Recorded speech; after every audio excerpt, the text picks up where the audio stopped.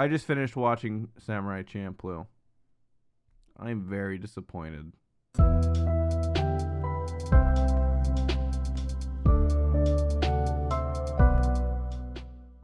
am a little out of my element. I'm not the most cultured man when it comes to anime. I am learned in the arts of the weeaboo, but I still watch all of my anime dubbed. Calm down. I just don't have time to read, okay? Do not vilify me. I know you're gonna, but I just want to put that out there. So, last year, I finally sat down and watched to completion Cowboy Bebop. I had never done that before. I had seen, a bunch of episodes, but I don't really think I'd ever seen it all the way through. So I finally rectified that. And lo and behold, loved it. It's amazing. Perfect masterpiece. Just such a good show. Characters, music, setting, all of that. Mwah. Great show. Again, watch it 10 out of 10.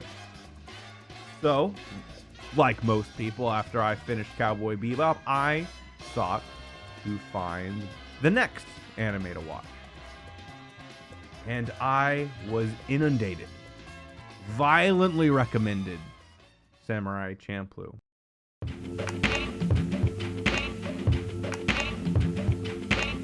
Because made by the same creator. Has a lot of the same story elements. The music is really key. It's episodic. It's non sequitur. All of the things you like about Cowboy Bebop, they're there, right? So I finally started to go through Samurai Champloo and watch it. And for the most part, yes, loved it. Great characters. Great story. This almost like a sitcom for an anime, right? You put them in a situation, see what happens. Loved it. Until I got to the end. The ending for Samurai Champloo is the biggest piece of garbage I have seen in a long time. I have not been this disappointed with an ending since the end of Game of Thrones. Everything about the end of the show is ridiculous. First off, you have like the first big climax of the ending with the blind assassin. Mugen almost dies, should probably have died. But the way that they work that, that she knows, and I guess, spoilers here for Samurai Champloo, right? The blind assassin figures out that her child is no longer alive, and that removes the power of those who are controlling her, and she no longer has a reason to live. She doesn't have a reason to keep struggling. And so she allows Mugen to kill her so that she doesn't have to suffer anymore. And it is a very powerful and heavy moment. That episode is the last episode with a big and meaningful impact in the anime. Everything else after that episode goes downhill. In subsequent viewings, I am going to stop watching at that episode, because if we are to end it there, it accomplishes what it wants to. After that, we get 2 filler episodes in a row. One about zombies, and that makes no goddamn sense. And then the next one is playing baseball against the Americans. And it's okay. But not at this stage of the show. It breaks up all continuity and the building process too. The Shogunate are after you. But it's fine. We'll just go, play some ball. Fantastic. That's the mystical Orient for you.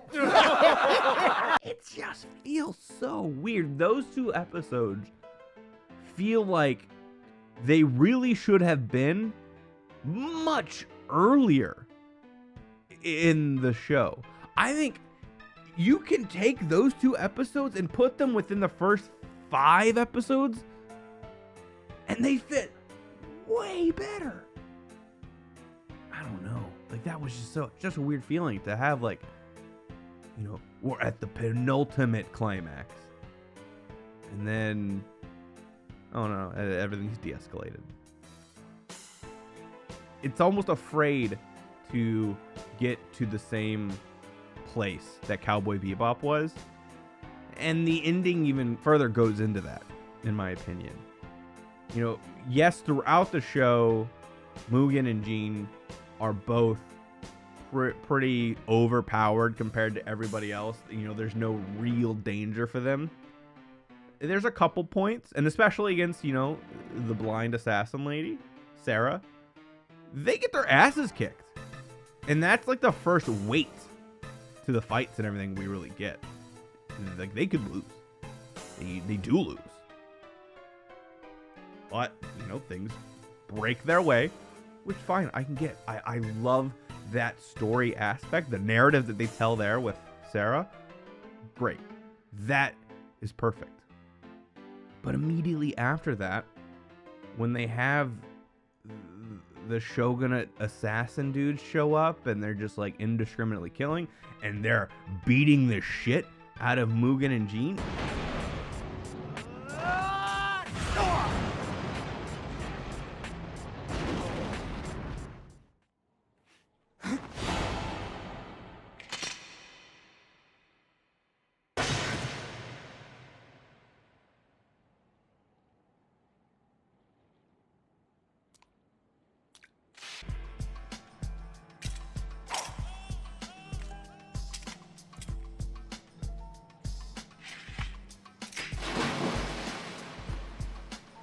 If you look at the wounds they get, it doesn't add up to then what they're able to do. And I know it's an anime, right?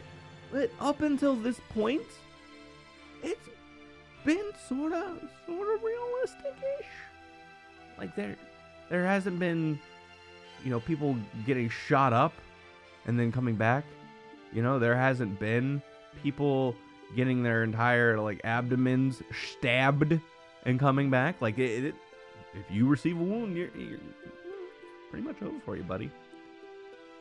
And so the amount of plot armor that Mugen and Jean have really took me out of the ending. And I know, I don't know, going back to the well of having a really sad ending where the main character dies. I guess in Samurai Champloo that Mugen isn't the main character, it's Fu. But even then, if you have Mugen die protecting Fu, like, that's his character arc.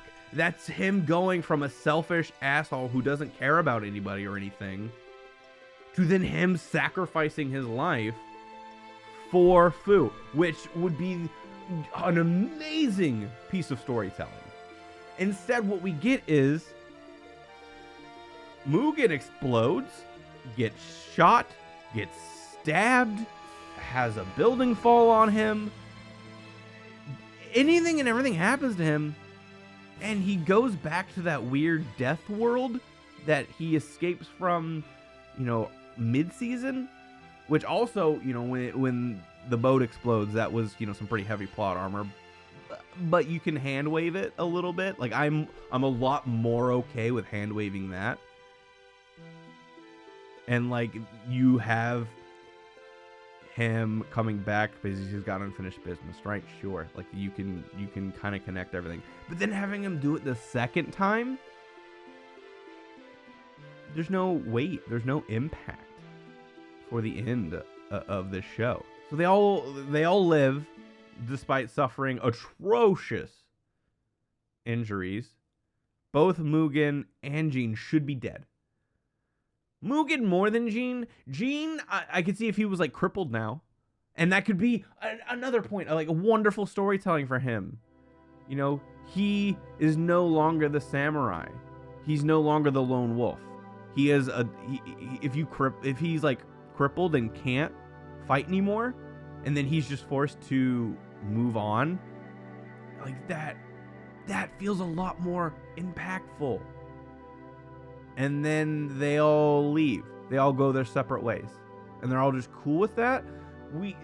Again, going back to Sarah, the blind assassin, like little story arc, you know, we see them going their separate ways. And Fu's crying about Jean leaving. And it's a big deal when they're first splitting up. And now they're all just cool with it. It's like a couple days later, maybe less, maybe more, you know?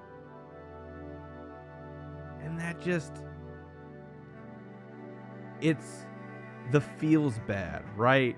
And it's not the worst thing in the world.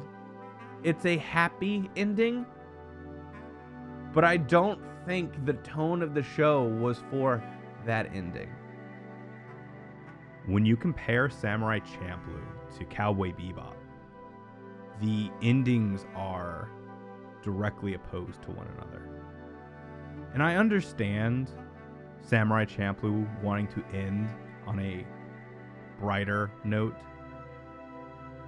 but what makes Cowboy Bebop stand the test of time is, yes, the lead up to the end, all of the character work, but it's the weight of the end that sticks with you. And that's what's missing from Samurai Champloo. That final punch to really stick it with you. Because as it is now, it doesn't have that it factor that transcends time. And that's what I was looking for more than anything else. Bang.